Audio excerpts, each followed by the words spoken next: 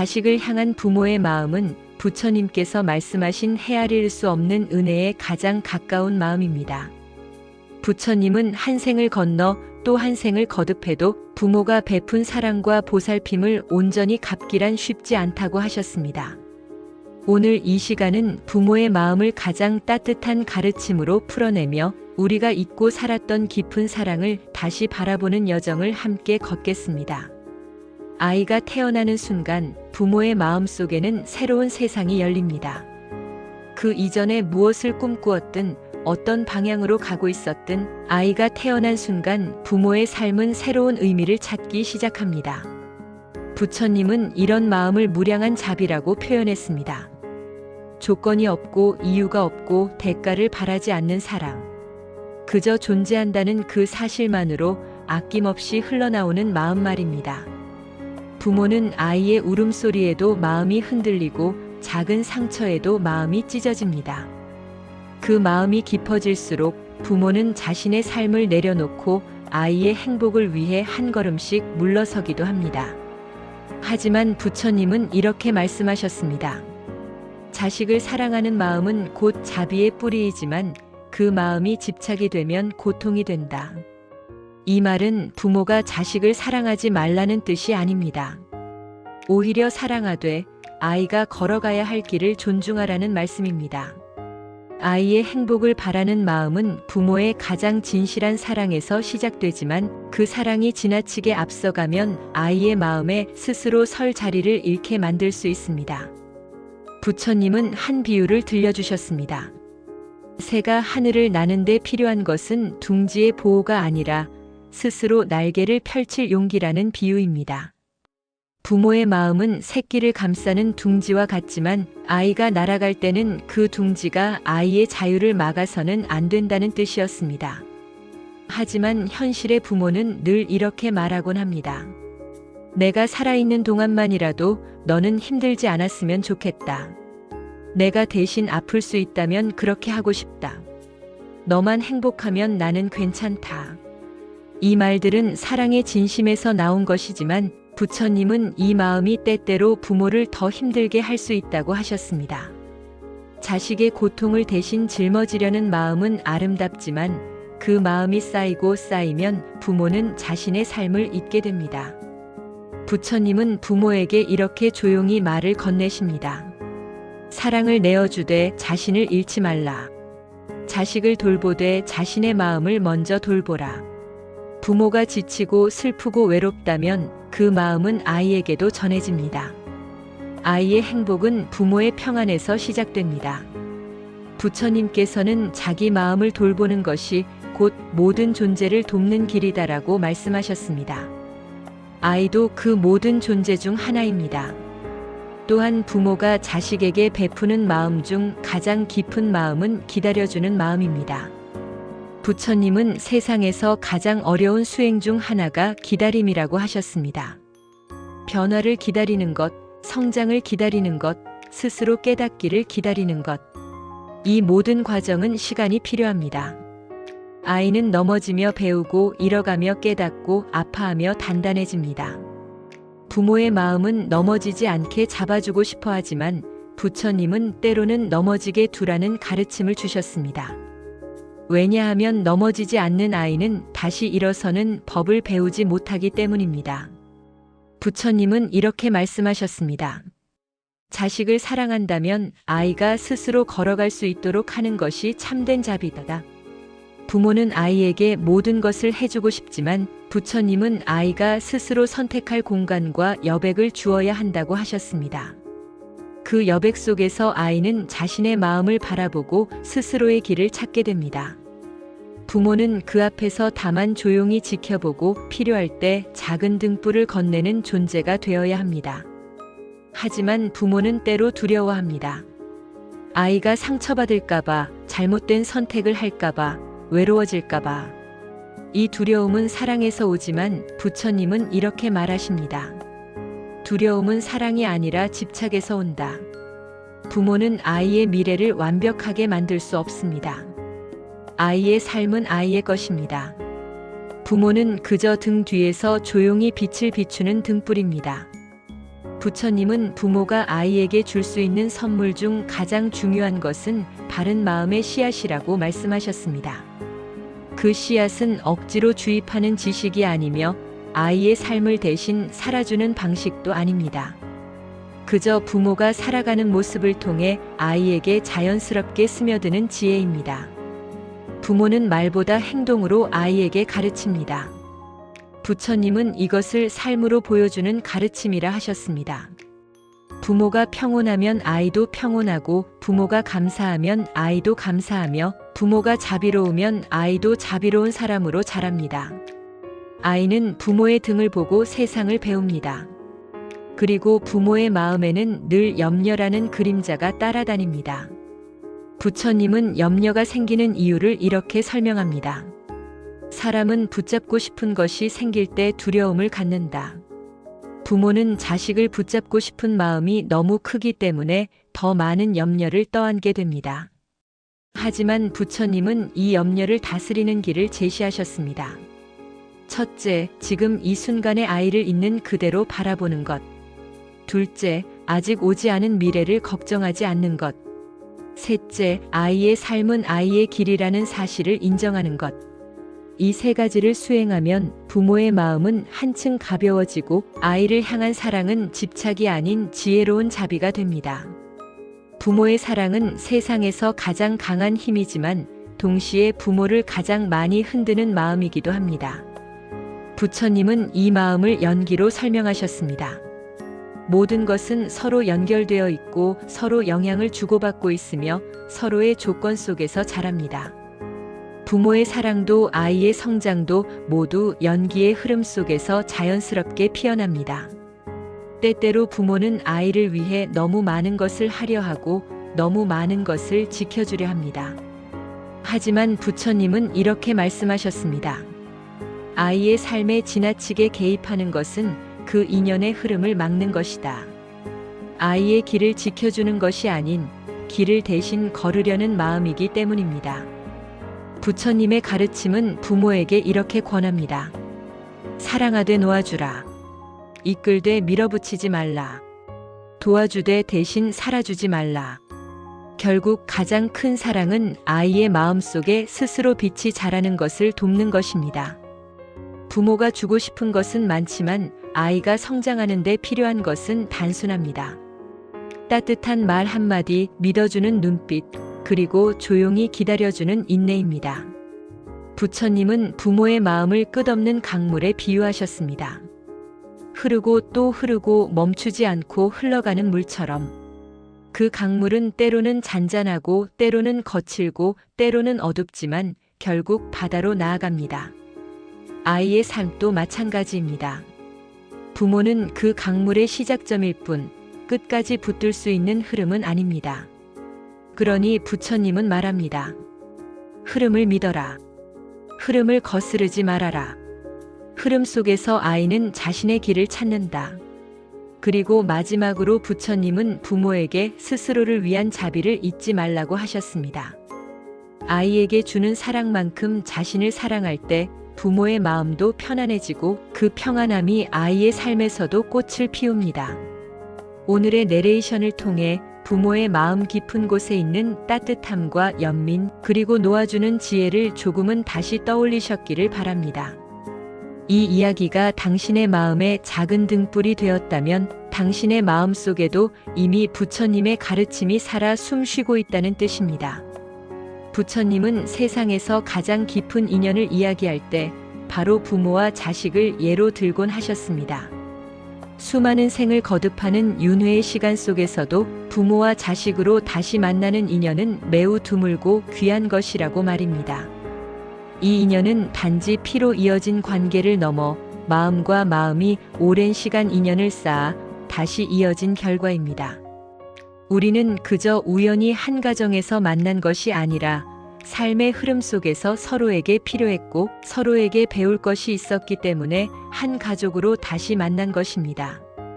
부처님은 부모의 마음을 가장 먼저 아이를 걱정하는 마음이라 정의했습니다. 어떤 상황에서도 어떤 일이 일어나도 부모의 마음 속에는 늘 자식이 머물러 있습니다. 자식이 잠들었을 때에도, 멀리 떠나 있을 때에도, 심지어는 마음이 멀어진 순간에도 그 걱정과 연민은 사라지지 않습니다. 하지만 부처님은 또한 이렇게 말씀하셨습니다. 사랑은 깊어질수록 변해야 한다. 처음 아이를 품던 순간의 사랑은 온전히 보호의 마음이지만 아이가 자라면서 필요한 사랑은 놓아주는 사랑입니다. 이 변화는 부모에게 가장 어렵습니다. 갓난 아이처럼 지켜주고 싶은 마음은 여전히 그대로인데 아이는 조금씩 세상을 배우며 부모의 품에서 벗어나려고 합니다. 부모는 그 모습을 보며 기쁘면서도 한편으로는 쓸쓸하고 자랑스러우면서도 불안합니다. 그러나 부처님은 바로 그 과정이 수행이라고 말씀하셨습니다. 세상에서 가장 어려운 수행은 마음을 놓아주는 수행이며 부모는 그 수행을 평생 반복하게 된다고 하셨습니다. 부모가 아이를 지켜보며 느끼는 감정들은 매우 다양합니다. 기쁨, 사랑, 걱정, 두려움, 기대, 서운함, 자부심, 안도, 슬픔. 이 모든 감정이 하루에도 여러 번 오갑니다. 부처님은 이런 부모 마음의 복잡함을 물결에 비유하셨습니다. 고요해졌다가도 갑자기 출렁이며 잔잔했다가도 바람에 흔들리는 물결처럼 부모의 마음도 끊임없이 흔들립니다. 이 흔들림을 부처님은 나약함이 아니라 깊은 사랑의 증거라고 말했습니다. 부처님께서는 한 경전에서 부모의 마음을 이렇게 표현하셨습니다. 부모는 스스로의 괴로움보다 자식의 괴로움을 먼저 느끼는 이들이다. 부모는 자신의 상처보다 아이의 상처가 더 크게 다가옵니다. 아이의 눈물이 자신의 눈물보다 더 아프고 아이의 실패가 자신의 실패보다 더 무겁습니다. 이 마음은 너무도 자연스럽고 너무도 인간적입니다. 하지만 부처님은 이런 마음이 때로는 부모를 지치게 만든다는 것을 아셨습니다. 그리고 그 지침이 아이에게도 영향을 준다는 사실도. 그래서 부처님은 부모에게 자기자비를 먼저 수행하라고 권유하셨습니다. 자기를 돌보지 않으면 그 누구도 온전히 돌볼 수 없다. 이 말은 부모에게 특별히 더 절실한 가르침입니다. 부모는 늘 아이를 먼저 생각하고 자신은 뒷전으로 밀어둡니다. 배고파도 아이 먼저 먹이고 피곤해도 아이 먼저 챙기고 자신의 바람보다 아이의 꿈을 우선합니다. 이런 마음은 아름답지만 부처님은 부모의 삶도 소중하다고 강조하셨습니다. 부모의 웃음, 부모의 건강, 부모의 마음은 아이에게도 큰 영향을 미칩니다. 아이들은 말하지 않아도 느낍니다. 부모가 힘든지, 부모가 슬픈지, 부모가 자신 때문에 걱정하는지. 그래서 부처님은 이런 말씀을 남기셨습니다. 부모가 고요하면 아이도 고요해진다. 부모의 마음이 잔잔해질수록 아이의 마음도 잔잔해진다는 의미입니다. 하지만 세상살이는 부모의 마음을 쉽게 흔들어 놓습니다. 아이의 미래, 아이의 성격, 아이의 선택, 아이의 인간관계, 아이의 건강. 걱정할 것은 끝이 없습니다. 부처님은 이때 걱정이 아니라 믿음으로 바라보라고 하셨습니다. 부처님은 믿음에 대해 이렇게 설명합니다. 믿음이란 아이의 가능성을 보는 것이며 걱정은 아이의 한계를 먼저 보는 것이다. 부모가 아이를 걱정의 눈으로 보면 아이는 스스로를 걱정해야 할 존재라고 여기게 됩니다. 반대로 부모가 믿음의 눈으로 보면 아이는 자신의 가능성을 더 크게 봅니다. 믿음은 말로 가르칠 수 없습니다. 부모가 아이를 바라보는 눈빛 속에서, 말투 속에서, 반응 속에서 자연스럽게 전해집니다. 부처님은 아이의 마음은 부모의 마음을 비추는 거울이라고 하셨습니다. 하지만 모든 부모가 완벽할 수는 없습니다. 부처님도 그 사실을 잘 알고 계셨습니다. 부모도 인간이기 때문에 실수하고 화내고 후회하고 부족할 때가 있습니다. 그래서 부처님은 이렇게 말씀하셨습니다. 부모가 완벽해야 아이가 자라는 것이 아니라 부모가 진심을 잃지 않아야 아이가 자란다. 부모로서의 진심이란 무엇일까요? 부처님은 그 진심을 세 가지로 정리했습니다. 첫째, 아이의 고통을 외면하지 않는 마음. 둘째, 아이의 성장 과정을 있는 그대로 바라보는 마음. 셋째, 아이가 스스로 깨닫기를 기다려주는 마음. 이 세 가지가 갖춰졌다면 그 부모는 이미 훌륭한 길을 걷고 있는 것입니다. 부처님은 부모의 마음이 때때로 과도한 보호로 흐를 수 있다고 경계하셨습니다. 과한 보호는 사랑이 아니라 아이의 길을 가로막는 장애가 된다. 부모는 아이가 다치지 않기를 바라지만 아이는 스스로 넘어져 일어나는 힘을 길러야 합니다. 부처님은 이것을 아이의 삶을 존중하는 자비라고 부르셨습니다. 부모는 아이의 행복을 위해 어떤 일도 할 수 있다고 믿습니다. 그러나 부처님은 부모에게 이렇게 조용히 말씀하셨습니다. 그대가 대신 행복을 줄 수 없다. 아이의 행복은 아이의 깨달음 속에서 피어난다. 부모가 해줄 수 있는 것은 아이가 행복을 발견할 수 있는 마음 상태를 만들어주는 것입니다. 그 마음은 억지로 만들 수 없고 강요할 수도 없습니다. 오직 부모가 보여주는 삶 속에서 아이가 자연스럽게 깨닫게 됩니다. 부처님은 부모가 아이를 대할 때 가장 많이 놓치는 것을 말의 습관이라고 지적하셨습니다. 부모가 매일 쓰는 말투, 아이에게 던지는 작은 말 한마디, 그 말들이 결국 아이의 마음에 씨앗처럼 자리 잡아 커져간다고 말씀하셨습니다. 아이에게 따뜻한 말 한마디는 자신감으로 자라고 차가운 말 한마디는 상처로 남을 수 있습니다. 그래서 부처님은 이렇게 말씀하셨습니다. 말은 마음의 화살이다. 그 화살이 상처를 내지 않도록 조심하라. 부모의 말은 아이에게 가장 큰 영향력을 가지며 그 말은 아이가 자신을 어떻게 바라보는지에까지 깊게 스며듭니다. 부모가 괜찮다, 잘하고 있다, 천천히 해도 된다고 말하면 아이의 마음은 자연스럽게 안정되고 편안해집니다. 부모가 자식에게 줄 수 있는 것 중 가장 귀한 것은 바로 이 안정감입니다. 부처님은 아이가 자라기 위해 필요한 마음의 조건을 세 가지로 말했습니다. 첫째, 사랑받는다는 느낌. 둘째, 안전하다는 느낌. 셋째, 믿어준다는 느낌. 이 세 가지가 갖춰지면 아이의 성장은 자연스럽게 이루어집니다. 부모가 아이를 위해 지나치게 조급해지지 않아도 되는 이유입니다. 부처님은 또한 아이가 성장하며 부모와 부딪히는 것은 자연스러운 일이라고 말씀하셨습니다. 두 인연이 서로 다른 깨달음을 향할 때 충돌은 일어난다. 아이도 하나의 인격과 마음을 가진 존재이기 때문에 자신의 생각과 부모의 생각이 다를 수밖에 없습니다. 이 차이는 잘못이 아닙니다. 그저 서로 다른 방향에서 같은 목적지를 보려고 할 때 일어나는 자연스러운 현상입니다.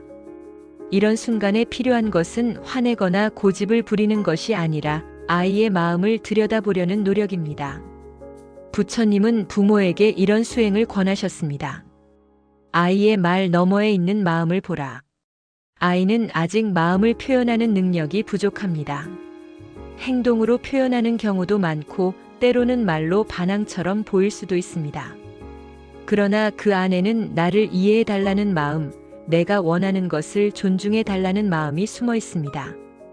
부처님은 이런 아이의 마음을 이해하는 것을 자비의 눈으로 보는 수행이라고 설명했습니다. 이 수행은 쉽지 않지만 부모가 아이와 깊은 신뢰를 쌓을 수 있는 가장 중요한 수행입니다. 그리고 부처님은 부모에게 이렇게 말합니다. 아이의 실수 속에는 배움이 있고 아이의 부족함 속에는 가능성이 있으며 아이의 눈물 속에는 성장의 씨앗이 있다. 부모는 아이의 실수를 두려워하지 않아야 합니다. 실수는 아이를 키우는 가장 좋은 스승이며 부족함은 아이가 더 성장할 여지를 알려주는 신호입니다. 마지막으로 부처님은 부모에게 평온한 지켜봄을 강조했습니다. 부모가 조급해지면 아이는 압박을 느끼고 부모가 흔들리면 아이도 불안을 느낍니다. 하지만 부모가 평온하면 아이도 자연스럽게 제 길을 찾아갑니다. 부처님은 인간의 마음을 가장 고귀한 꽃으로 비유하셨습니다. 그 꽃은 때로는 향기를 내뿜어 세상을 밝히지만 때로는 상처를 품고 시들어버리기도 합니다. 아이의 상처를 치유하는 부모의 자비에 대해 부처님의 가르침을 바탕으로 천천히 깊이 그리고 마음으로 들어가 보려 합니다. 1. 아이의 상처는 부모의 마음에서도 시작된다. 부처님은 세상에 존재하는 모든 상처는 결코 혼자 생겨나는 것이 아니라 모든 인연 속에서 피어난다고 하셨습니다. 아이의 상처 또한 마찬가지입니다. 상처는 아이의 마음 속에서 혼자 생겨나는 것이 아니라 환경과 경험, 감정과 관계에서 비롯됩니다. 그리고 그 관계의 가장 처음은 바로 부모입니다. 부모가 의도하지 않아도 아이의 성격, 말투, 사랑받는 방식, 좌절을 느끼는 모습은 부모의 모습에서 매우 많은 영향을 받습니다. 부처님은 이렇게 말씀하셨습니다.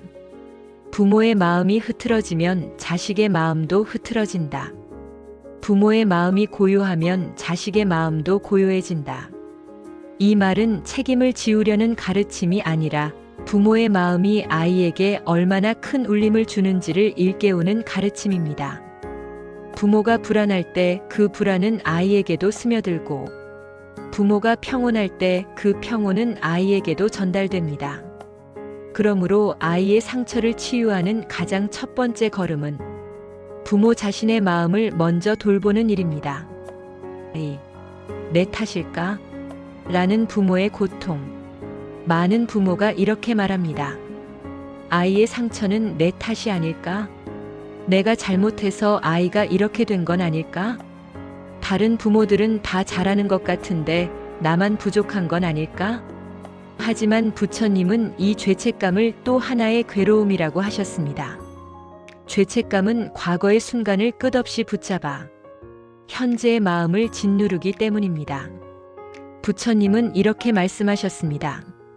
죄책감으로는 아무것도 고칠 수 없다. 지혜와 자비로만 변화가 일어난다.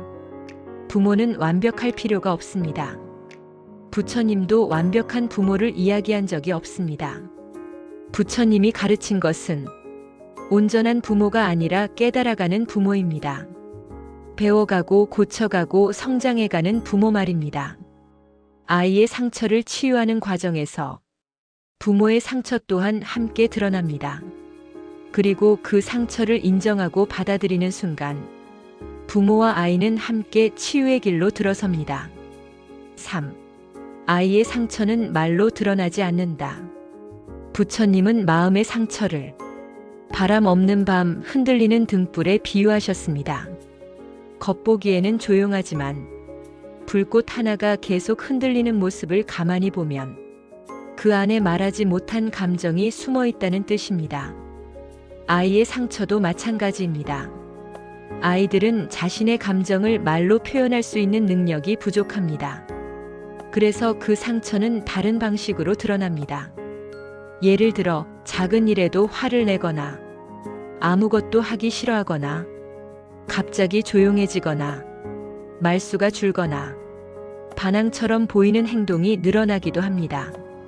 주변에서 보면 단순한 버릇이나 문제 행동처럼 보일 수 있지만 부처님은 이 행동들을 이렇게 해석하셨습니다. 말할 수 없는 마음이 행동으로 흘러나온다. 즉 행동 뒤에는 반드시 마음이 있습니다. 그 마음을 이해하지 않으면 아이는 더 깊은 상처 속으로 숨어버립니다. 4. 듣는 자비는 아이의 상처를 녹인다. 부처님은 듣는 수행을 매우 강조하셨습니다. 말하기보다 듣는 것이 훨씬 큰 지혜라고 말씀하셨습니다. 아이의 상처를 치유하는 첫 번째 자비는 바로 충분히 들어주는 마음입니다. 아이가 말하는 내용을 판단하지 않고 옳고 그름을 먼저 따지지 않고 해결책을 강요하지 않고 그저 아이의 감정이 어디에서 왔는지를 들여다보는 것. 부처님은 이것을 자비의 귀라고 하셨습니다. 아이는 부모가 자신을 이해하려고 한다는 사실을 느끼는 순간 마음 깊은 곳에 숨겨두었던 상처가 조금씩 모습을 드러냅니다. 그것이 치유의 첫걸음입니다. 부처님은 이렇게 말했습니다. 누군가가 나를 이해하려 한다는 느낌만으로도 고통의 절반은 사라진다. 아이도 똑같습니다.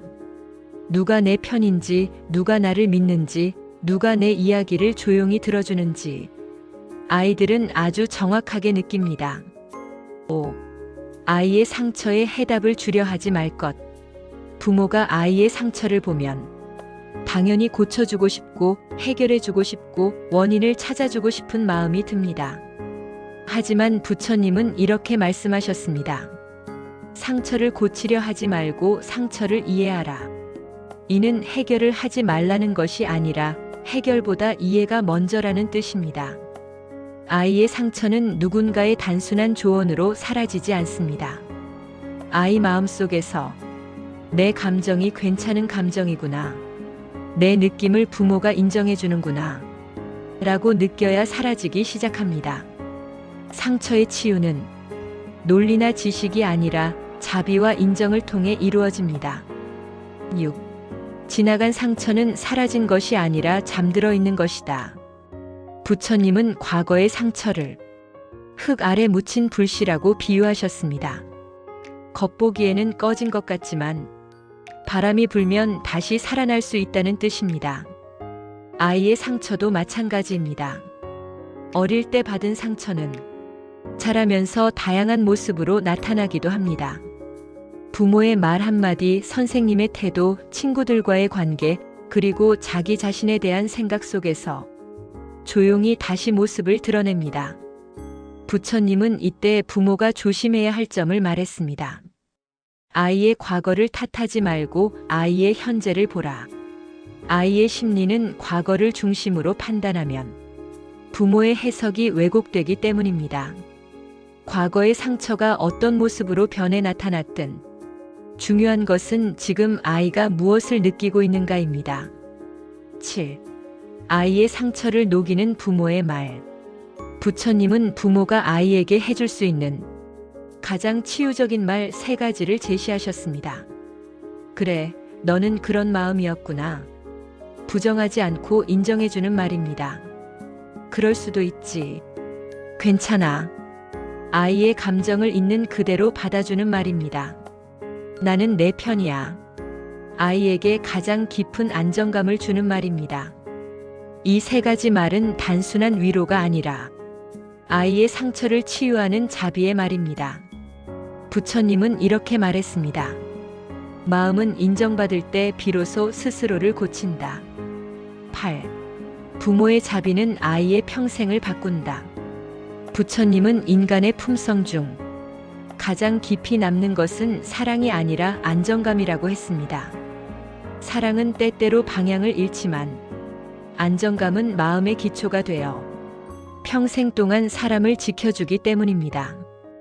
부모가 아이에게 줄 수 있는 최고의 치유는 아이에게 괜찮다는 기초를 만들어주는 것입니다. 부처님은 이렇게 말했습니다. 자비란 존재에게 안전하다는 느낌을 주는 것이다. 이 안전함이 자리 잡힌 아이는 세상을 두려워하지 않고 사람을 피하지 않고 자기 자신을 미워하지 않습니다. 부모가 자비로 아이를 대할 때 아이는 자신 안에 이미 있는 자비의 씨앗을 발견하게 됩니다. 그 씨앗은 자라서 타인을 이해하고 자신을 받아들이며 삶을 깊게 바라볼 수 있는 힘이 됩니다. 9. 부모의 상처가 아이에게 전해지는 이유. 부처님은 부모와 자식의 마음을 연결된 호흡이라 표현하셨습니다. 부모의 마음이 흔들리면 자식의 마음도 흔들리고 부모의 마음이 안정되면 자식의 마음도 잔잔해집니다. 그래서 아이의 상처를 치유하기 위해서는 부모 자신의 상처도 함께 들여다봐야 합니다. 부처님은 부모에게 이렇게 조언했습니다. 그대의 상처를 먼저 돌보라. 그대의 치유가 곧 자식의 치유가 된다. 부모가 자기 자신에게도 자비를 베풀 때 그 자비는 자연스럽게 아이에게도 전해집니다. 자기 자신을 용서하지 못하는 부모는 아이의 실수도 쉽게 용서하지 못합니다. 자기 자신을 사랑하지 못하는 부모는 아이의 사랑도 제대로 받아들이지 못합니다. 그러므로 치유는 부모와 아이가 함께 걸어가는 길입니다. 10. 아이의 상처는 이미 치유되고 있는 것. 부처님은 모든 상처에는 끝이 있다고 하셨습니다. 그 상처가 아무리 깊어 보이고 아무리 오래된 것처럼 보이더라도 치유는 이미 그 순간부터 시작된다고 말입니다. 아이가 상처를 드러냈다는 것은 이미 치유의 문 앞에 서 있다는 뜻입니다. 상처를 드러낼 수 있다는 것은 부모 앞에서 마음이 열려 있다는 뜻입니다. 그리고 그 문을 열어주는 사람은 언제나 부모입니다. 부처님은 마지막으로 이렇게 말했습니다. 상처는 자비를 닮으려는 마음이 일으킨 변화이다. 상처는 성장의 한 과정일 뿐, 결코 실패나 결핍이 아닙니다. 부모가 아이의 상처를 자비로 바라보는 순간, 그 상처는 아이의 인생에서 지혜가 되어 빛나게 됩니다. 부처님은 마음을 하나의 시냇물에 비유하셨습니다. 겉으로 보기에는 잔잔해 보여도 그 아래에서는 수많은 흐름이 서로 부딪히고 합쳐지고 흔들립니다. 부모와 자식 사이에서 가장 은밀하게 흐르는 그 물결, 아이의 마음속 두려움을 바라보는 부모의 지혜. 부모에게는 아이의 두려움이 잘 보이지 않을 때가 많습니다. 왜냐하면 아이는 자신의 두려움을 있는 그대로 표현하지 못하기 때문입니다. 부처님은 이렇게 말씀하셨습니다. 두려움은 말로 드러나지 않고 행동으로 드러난다. 아이의 두려움은 갑작스러운 짜증, 부모에게 과도하게 매달림, 아무것도 하고 싶지 않은 상태, 눈빛의 변화, 잠드는 것에 대한 불안, 혼자 있으려는 버릇 혹은 지나친 의존 등 다양한 모습으로 흘러나옵니다. 부모는 종종 이런 행동을 왜 이렇게 변했을까? 왜 이렇게 힘들게 하지? 라고 오해하지만 부처님은 이렇게 말합니다. 그 행동 뒤에는 늘 마음의 바람이 있다. 두려움은 아이의 마음에서 가장 먼저 자라는 감정입니다. 세상은 넓고 경험은 적고 모든 것이 낯설기 때문입니다. 부처님은 아이의 마음이 세상을 바라볼 때 불안과 두려움이 자연스럽게 따라온다고 하셨습니다. 1. 아이의 두려움은 약함이 아니라 성장의 과정. 부처님은 두려움을 부정하지 않았습니다. 오히려 이렇게 말씀하셨습니다. 두려움이 없는 것은 성장이 없는 것이다. 두려움은 약함의 증거가 아니라 아이의 마음이 세상과 마주하고 있음을 알려주는 신호입니다. 부모는 아이가 두려워하지 않았으면 하고 바라지만 부처님은 이렇게 말합니다. 두려움을 없애주려 하지 말고 두려움을 건너는 법을 가르쳐라.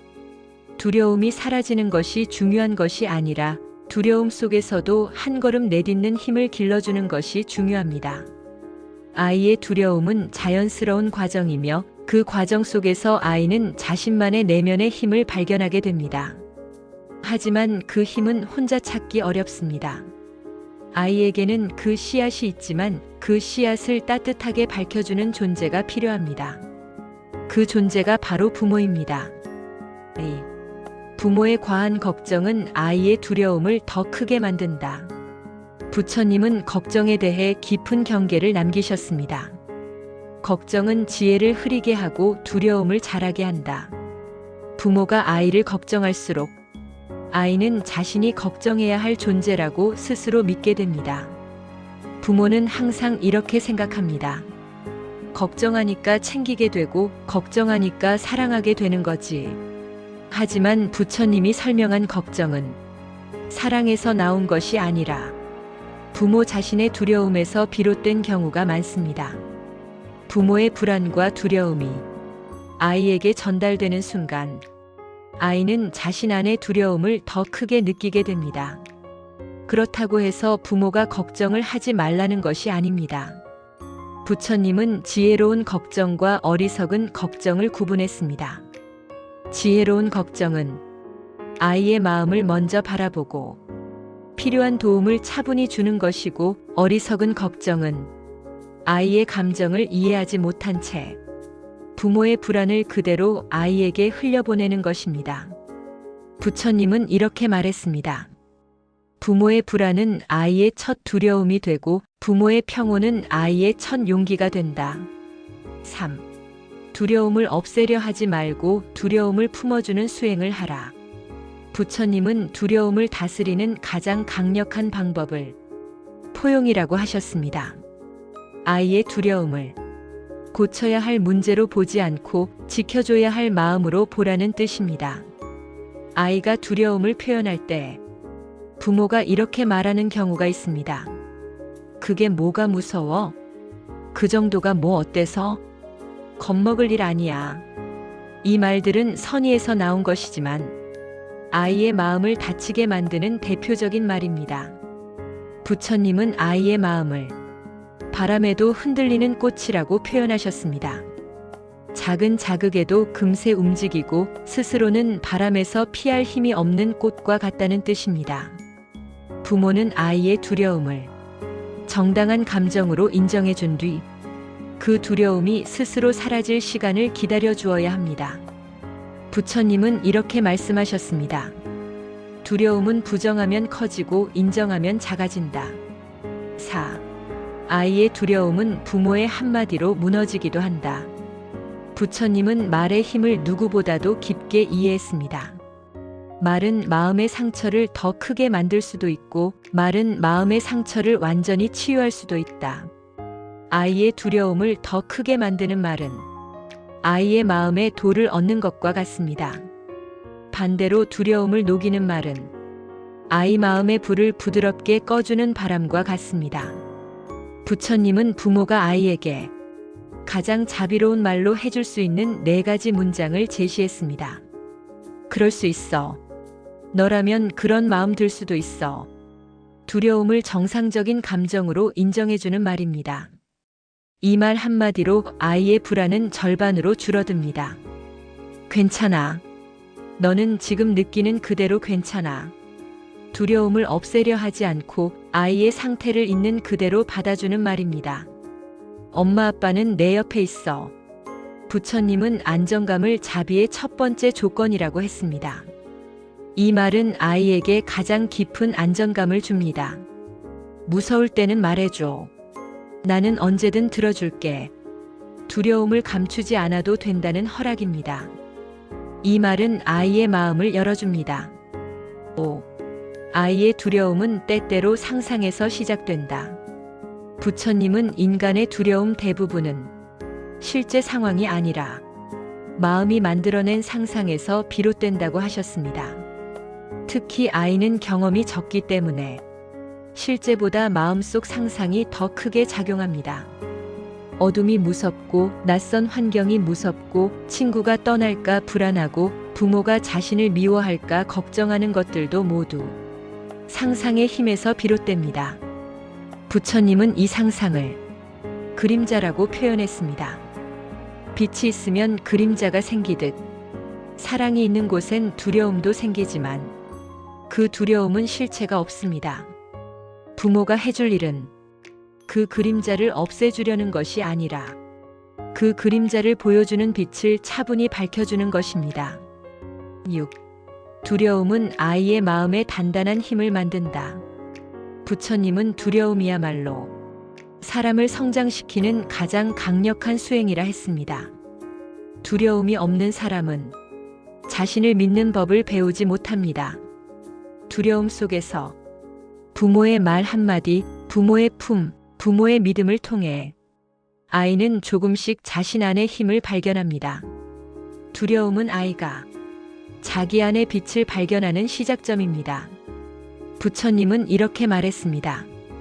두려움은 깨달음의 문을 두드리는 손이다. 아이에게 두려움은 약함이 아니라 내면의 힘이 깨어나는 과정입니다. 7. 부모와 아이는 두려움을 통해 더 깊게 연결된다. 부처님은 인간의 관계를 하나의 연꽃에 비유합니다. 연꽃은 물속에서 자라지만 더러운 물에 물들지 않고 오히려 그 안에서 더 빛나는 꽃을 피웁니다. 부모와 아이 사이의 두려움도 관계를 해치는 것이 아니라 진정으로 깊어지게 만드는 계기가 됩니다. 아이의 두려움을 함께 바라보고, 함께 이해하고, 함께 건너가며 부모와 아이의 관계는 더 단단해지고 더 깊어지고 더 넓어집니다. 부처님은 이렇게 말씀하셨습니다. 괴로움을 함께 건너는 인연은 끊어지지 않는다. 두려움을 함께 지나온 관계는 평생 흔들리지 않습니다. 8. 부모의 평온은 아이의 용기가 된다. 부처님은 평온의 힘을 강조했습니다. 평온은 감정을 억누르는 것이 아니라 마음을 고요하게 비춰보는 힘입니다.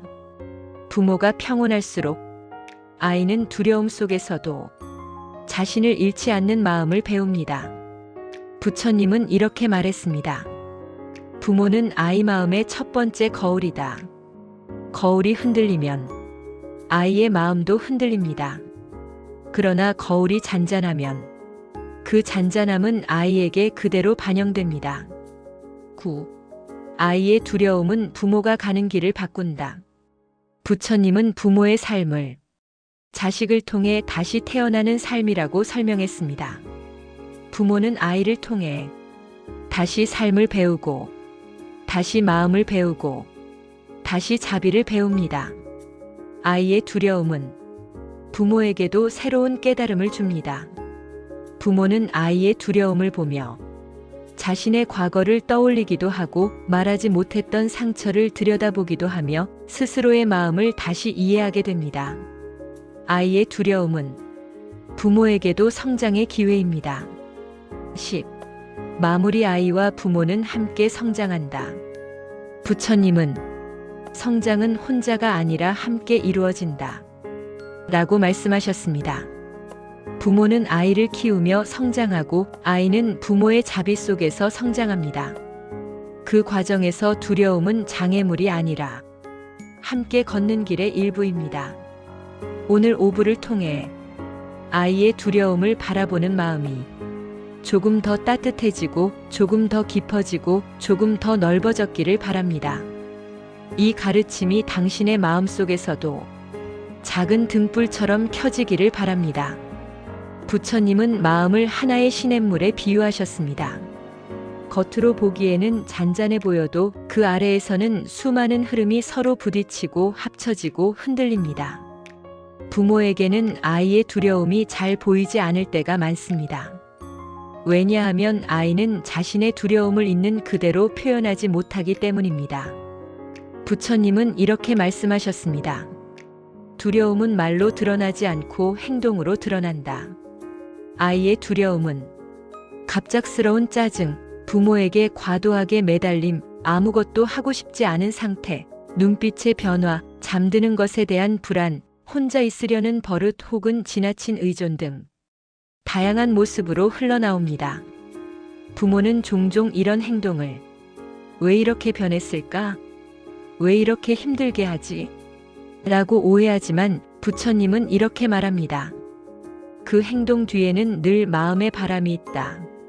두려움은 아이의 마음에서 가장 먼저 자라는 감정입니다. 세상은 넓고 경험은 적고 모든 것이 낯설기 때문입니다. 부처님은 아이의 마음이 세상을 바라볼 때 불안과 두려움이 자연스럽게 따라온다고 하셨습니다. 1. 아이의 두려움은 약함이 아니라 성장의 과정. 부처님은 두려움을 부정하지 않았습니다. 오히려 이렇게 말씀하셨습니다. 두려움이 없는 것은 성장이 없는 것이다. 두려움은 약함의 증거가 아니라 아이의 마음이 세상과 마주하고 있음을 알려주는 신호입니다. 부모는 아이가 두려워하지 않았으면 하고 바라지만 부처님은 이렇게 말합니다. 두려움을 없애주려 하지 말고 두려움을 건너는 법을 가르쳐라. 두려움이 사라지는 것이 중요한 것이 아니라 두려움 속에서도 한 걸음 내딛는 힘을 길러주는 것이 중요합니다. 아이의 두려움은 자연스러운 과정이며 그 과정 속에서 아이는 자신만의 내면의 힘을 발견하게 됩니다. 하지만 그 힘은 혼자 찾기 어렵습니다. 아이에게는 그 씨앗이 있지만 그 씨앗을 따뜻하게 밝혀주는 존재가 필요합니다. 그 존재가 바로 부모입니다. 부모의 과한 걱정은 아이의 두려움을 더 크게 만든다. 부처님은 걱정에 대해 깊은 경계를 남기셨습니다. 걱정은 지혜를 흐리게 하고 두려움을 자라게 한다. 부모가 아이를 걱정할수록 아이는 자신이 걱정해야 할 존재라고 스스로 믿게 됩니다. 부모는 항상 이렇게 생각합니다. 걱정하니까 챙기게 되고 걱정하니까 사랑하게 되는 거지. 하지만 부처님이 설명한 걱정은 사랑에서 나온 것이 아니라 부모 자신의 두려움에서 비롯된 경우가 많습니다. 부모의 불안과 두려움이 아이에게 전달되는 순간 아이는 자신 안의 두려움을 더 크게 느끼게 됩니다. 그렇다고 해서 부모가 걱정을 하지 말라는 것이 아닙니다. 부처님은 지혜로운 걱정과 어리석은 걱정을 구분했습니다. 지혜로운 걱정은 아이의 마음을 먼저 바라보고 필요한 도움을 차분히 주는 것이고, 어리석은 걱정은 아이의 감정을 이해하지 못한 채 부모의 불안을 그대로 아이에게 흘려보내는 것입니다. 부처님은 이렇게 말했습니다. 부모의 불안은 아이의 첫 두려움이 되고 부모의 평온은 아이의 첫 용기가 된다. 3.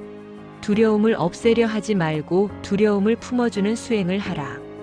부처님은 두려움을 다스리는 가장 강력한 방법을 포용이라고 하셨습니다. 아이의 두려움을 고쳐야 할 문제로 보지 않고 지켜줘야 할 마음으로 보라는 뜻입니다. 아이가 두려움을 표현할 때 부모가 이렇게 말하는 경우가 있습니다. 그게 뭐가 무서워? 그 정도가 뭐 어때서? 겁먹을 일 아니야. 이 말들은 선의에서 나온 것이지만 아이의 마음을 다치게 만드는 대표적인 말입니다. 부처님은 아이의 마음을 바람에도 흔들리는 꽃이라고 표현하셨습니다. 작은 자극에도 금세 움직이고 스스로는 바람에서 피할 힘이 없는 꽃과 같다는 뜻입니다. 부모는 아이의 두려움을 정당한 감정으로 인정해 준 뒤 그 두려움이 스스로 사라질 시간을 기다려 주어야 합니다.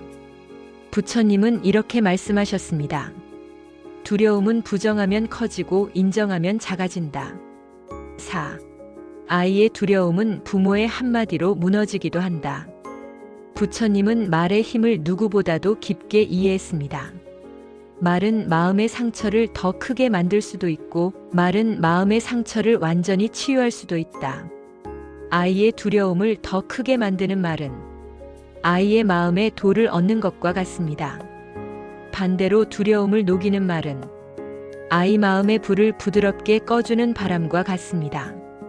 부처님은 부모가 아이에게 가장 자비로운 말로 해줄 수 있는 4가지 문장을 제시했습니다. 그럴 수 있어. 너라면 그런 마음 들 수도 있어. 두려움을 정상적인 감정으로 인정해주는 말입니다. 이 말 한마디로 아이의 불안은 절반으로 줄어듭니다. 괜찮아. 너는 지금 느끼는 그대로 괜찮아. 두려움을 없애려 하지 않고 아이의 상태를 있는 그대로 받아주는 말입니다. 엄마 아빠는 내 옆에 있어. 부처님은 안정감을 자비의 첫 번째 조건이라고 했습니다. 이 말은 아이에게 가장 깊은 안정감을 줍니다. 무서울 때는 말해줘. 나는 언제든 들어줄게. 두려움을 감추지 않아도 된다는 허락입니다. 이 말은 아이의 마음을 열어줍니다. 5. 아이의 두려움은 때때로 상상에서 시작된다. 부처님은 인간의 두려움 대부분은 실제 상황이 아니라 마음이 만들어낸 상상에서 비롯된다고 하셨습니다. 특히 아이는 경험이 적기 때문에 실제보다 마음속 상상이 더 크게 작용합니다. 어둠이 무섭고 낯선 환경이 무섭고 친구가 떠날까 불안하고 부모가 자신을 미워할까 걱정하는 것들도 모두 상상의 힘에서 비롯됩니다. 부처님은 이 상상을 그림자라고 표현했습니다. 빛이 있으면 그림자가 생기듯 사랑이 있는 곳엔 두려움도 생기지만 그 두려움은 실체가 없습니다. 부모가 해줄 일은 그 그림자를 없애주려는 것이 아니라 그 그림자를 보여주는 빛을 차분히 밝혀주는 것입니다. 6. 두려움은 아이의 마음에 단단한 힘을 만든다. 부처님은 두려움이야말로 사람을 성장시키는 가장 강력한 수행이라 했습니다. 두려움이 없는 사람은 자신을 믿는 법을 배우지 못합니다. 두려움 속에서 부모의 말 한마디, 부모의 품, 부모의 믿음을 통해 아이는 조금씩 자신 안의 힘을 발견합니다. 두려움은 아이가 자기 안의 빛을 발견하는 시작점입니다. 부처님은 이렇게 말했습니다. 두려움은 깨달음의 문을 두드리는 손이다. 아이에게 두려움은 약함이 아니라 내면의 힘이 깨어나는 과정입니다. 7. 부모와 아이는 두려움을 통해 더 깊게 연결된다. 부처님은 인간의 관계를 하나의 연꽃에 비유합니다. 연꽃은 물속에서 자라지만 더러운 물에 물들지 않고 오히려 그 안에서 더 빛나는 꽃을 피웁니다. 부모와 아이 사이의 두려움도 관계를 해치는 것이 아니라 진정으로 깊어지게 만드는 계기가 됩니다. 아이의 두려움을 함께 바라보고, 함께 이해하고, 함께 건너가며 부모와 아이의 관계는 더 단단해지고 더 깊어지고 더 넓어집니다. 부처님은 이렇게 말씀하셨습니다. 괴로움을 함께 건너는 인연은 끊어지지 않는다. 두려움을 함께 지나온 관계는 평생 흔들리지 않습니다. 8. 부모의 평온은 아이의 용기가 된다. 부처님은 평온의 힘을 강조했습니다. 평온은 감정을 억누르는 것이 아니라 마음을 고요하게 비춰보는 힘입니다. 부모가 평온할수록 아이는 두려움 속에서도 자신을 잃지 않는 마음을 배웁니다. 부처님은 이렇게 말했습니다. 부모는 아이 마음의 첫 번째 거울이다. 거울이 흔들리면 아이의 마음도 흔들립니다. 그러나 거울이 잔잔하면 그 잔잔함은 아이에게 그대로 반영됩니다. 9. 아이의 두려움은 부모가 가는 길을 바꾼다. 부처님은 부모의 삶을 자식을 통해 다시 태어나는 삶이라고 설명했습니다. 부모는 아이를 통해 다시 삶을 배우고, 다시 마음을 배우고, 다시 자비를 배웁니다. 아이의 두려움은 부모에게도 새로운 깨달음을 줍니다. 부모는 아이의 두려움을 보며 자신의 과거를 떠올리기도 하고 말하지 못했던 상처를 들여다보기도 하며 스스로의 마음을 다시 이해하게 됩니다. 아이의 두려움은 부모에게도 성장의 기회입니다. 10. 마무리 아이와 부모는 함께 성장한다. 부처님은 성장은 혼자가 아니라 함께 이루어진다. 라고 말씀하셨습니다. 부모는 아이를 키우며 성장하고 아이는 부모의 자비 속에서 성장합니다. 그 과정에서 두려움은 장애물이 아니라 함께 걷는 길의 일부입니다. 부처님은 마음을 밝혀야 보이는 등불이라고 하셨습니다. 등불이 밝혀지지 않은 마음은 어둠 속에서 헤매고 등불이 켜진 마음은 비로소 자기 모습을 명확하게 볼 수 있습니다. 1. 아이의 자존감은 부모의 시선에서 시작된다. 부처님은 인간의 마음이 자신의 가치를 판단할 때 가장 처음 떠올리는 기준이 가장 가까운 사람의 시선이라고 말했습니다. 아이에게 있어 가장 가까운 사람은 바로 부모입니다. 부모가 아이를 어떻게 바라보는지가 아이의 마음 속에서 자신을 평가하는 기준이 됩니다. 부처님은 이렇게 말씀하셨습니다. 자식은 부모의 눈빛을 통해 자신을 본다. 부모가 잘하고 있어. 넌 괜찮아. 지금 모습 그대로 충분해. 라고 말해주면 아이의 마음 속에는 나는 괜찮은 사람이다. 라는 깊은 뿌리가 생깁니다. 반대로 부모가 왜 이것밖에 못하니? 다른 아이는 다 하는데 좀 더 잘해야지. 라고 말하는 순간 아이의 마음 속에는 나는 부족한 사람이다. 라는 씨앗이 박힙니다. 부처님은 부드럽게 강조하셨습니다. 자비로운 말은 마음을 일으키고 비난의 말은 마음을 주저앉힌다. 자존감은 칭찬이 아니라 존중에서 자란다. 부처님은 칭찬을 부정하지 않았지만 지나친 칭찬은 오히려 아이의 마음을 흔든다고 설명했습니다. 왜냐하면 칭찬은 부모가 원하는 모습을 했을 때만 받을 수 있는 것이라고 아이가 오해할 수 있기 때문입니다. 반면 존중은 아이의 존재 자체를 인정해주는 것입니다. 부처님은 이렇게 말했습니다. 존중은 존재를 있는 그대로 인정하는 마음이다. 존중은 조건이 없고 결과가 없어도 받을 수 있으며 아이의 실수 속에서도 사라지지 않는 사랑입니다. 존중받으며 자란 아이는 스스로를 귀하게 여기고 다른 사람도 귀하게 여기는 마음을 배웁니다. 3. 부모에 쌓여있는 말습관이 아이의 자존감을 만든다. 부처님은 마음을 움직이는 힘을 말의 습관에서 찾았습니다. 부모의 말은 한 번의 말보다 매일 쌓이는 말들이 아이의 성격을 만들고 아이의 자존감을 만듭니다. 특히 부모가 무의식적으로 쓰는 말이 아이에게는 평생 남는 말이 됩니다. 부처님은 이렇게 말했습니다. 반복되는 말이 마음의 성품을 이룬다. 다음은 아이의 자존감을 세워주는 부모의 말습관입니다. 천천히 해도 괜찮아. 아이에게 속도보다 방향이 중요하다는 마음을 심어줍니다. 내 생각을 들려줘. 아이의 마음이 존중받고 있음을 느끼게 해줍니다. 한번 실패했다고 끝나는 게 아니야. 아이에게 회복 탄력성을 키워줍니다. 괜찮아. 나는 내가 어떤 모습이든 사랑해. 아이의 존재 자체가 소중하다는 안정감을 줍니다. 4. 아이의 자존감은 실수를 어떻게 다루느냐에 따라 달라진다. 부처님은 실수를 깨달음의 첫걸음이라고 말했습니다. 아이의 실수는 아이의 부족함이 아니라 아이의 성장 과정입니다. 부모는 아이가 실수할 때 마음이 흔들립니다. 왜냐하면 아이가 다칠까봐, 실망할까봐, 자신감이 꺾일까봐 걱정되기 때문입니다. 그러나 부처님은 아이의 실수를 두려워하는 마음을 집착이라고 설명했습니다. 집착은 길을 막고 지혜는 길을 밝힌다. 아이에게 필요한 것은 실수를 하지 않는 삶이 아니라 실수에서 배우고 일어나는 힘입니다.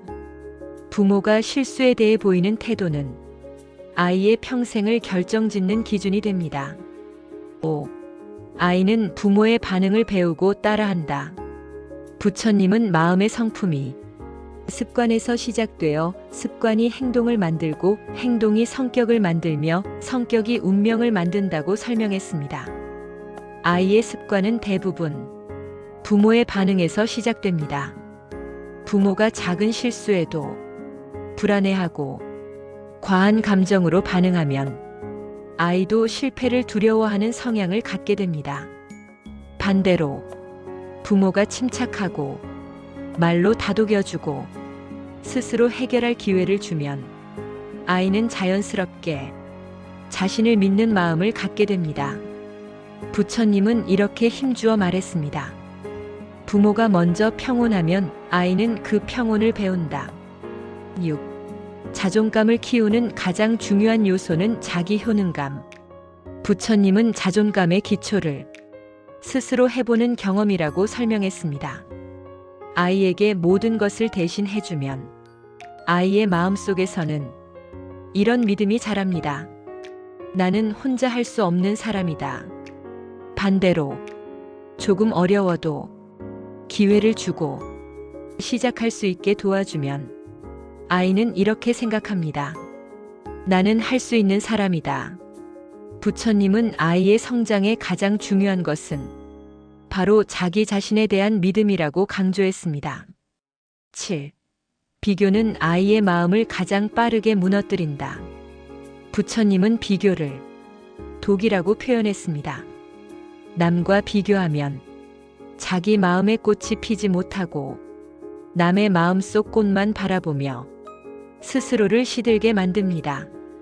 부모가 누구는 잘하는데 너는 왜 그래? 라고 말하는 순간 아이의 마음에는 깊고 긴 상처가 남습니다. 아이의 자존감은 비교의 말 한마디에도 흔들리고 부서질 수 있습니다. 부처님은 비교 대신 이렇게 말하라고 가르쳤습니다. 과거의 너보다 나아졌다면 그것이면 충분하다. 성장은 남과의 경쟁이 아니라 어제의 자신과의 비교에서 이루어집니다. 8. 아이의 마음을 단단하게 만드는 부모의 믿음. 부처님은 믿음을 씨앗을 키우는 햇빛이라고 설명했습니다. 믿음은 아이의 마음을 성장시키는 가장 강력한 원천입니다. 부모가 너는 잘할 수 있어. 나는 내 안에 좋은 힘이 있다는 걸 알아. 라고 말하는 순간 아이의 마음속에서는 두려움이 사라지고 용기가 자랍니다. 부모의 믿음은 아이의 가능성을 현실로 만들며 아이의 선택을 지켜주는 보이지 않는 바람이 됩니다. 부처님은 이렇게 말했습니다. 믿으면 잘하고 의심하면 시든다. 9. 자존감 높은 아이는 결국 자비로운 사람이 된다. 부처님은 자존감과 자비의 관계를 아주 정확하게 설명했습니다. 자기 자신을 사랑하는 사람만이 남을 사랑할 수 있고 자기 자신을 용서하는 사람만이 남을 용서할 수 있으며 자기 자신을 존중하는 사람만이 남을 존중할 수 있습니다. 자존감이 높은 아이는 남을 부러워하지 않으며 자신을 미워하지 않고 세상을 적으로 보지 않습니다.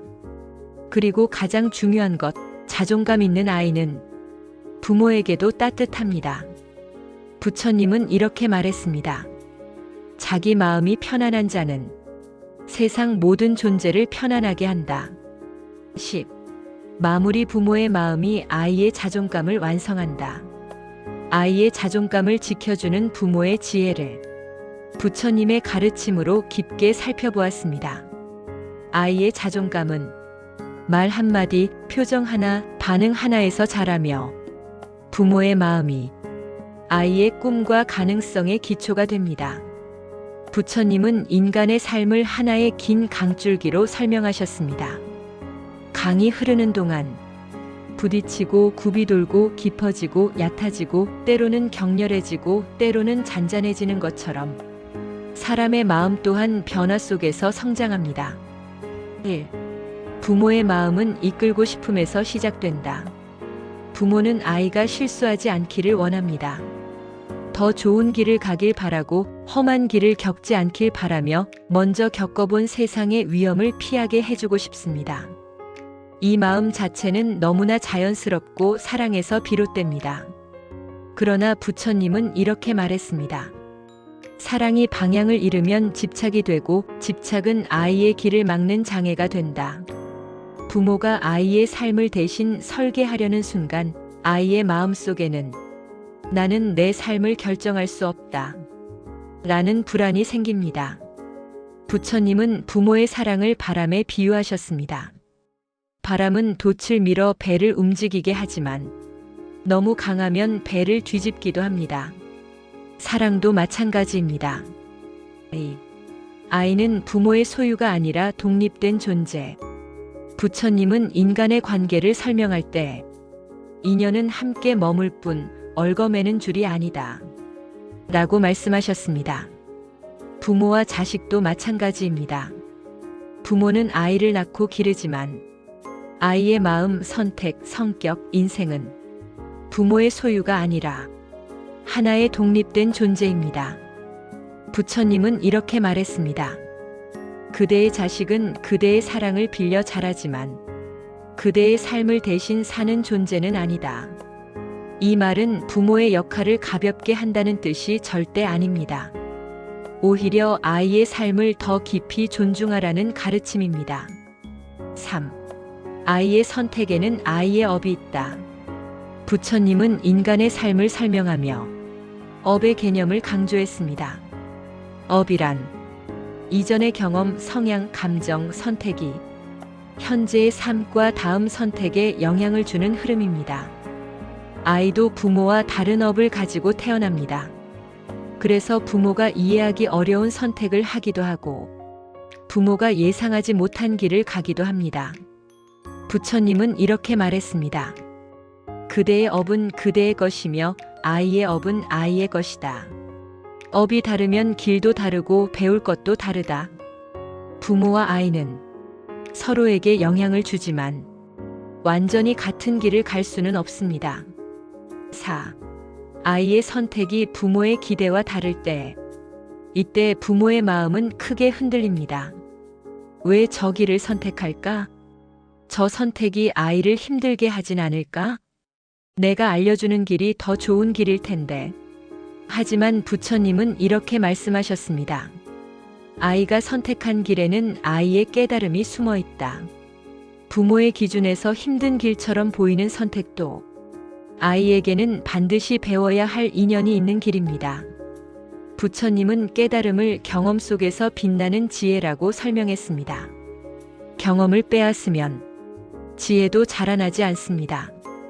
부모가 아이 대신 인생의 중요한 결정을 내려버리면 아이는 자신의 인생을 책임지는 힘을 기르지 못합니다. 5.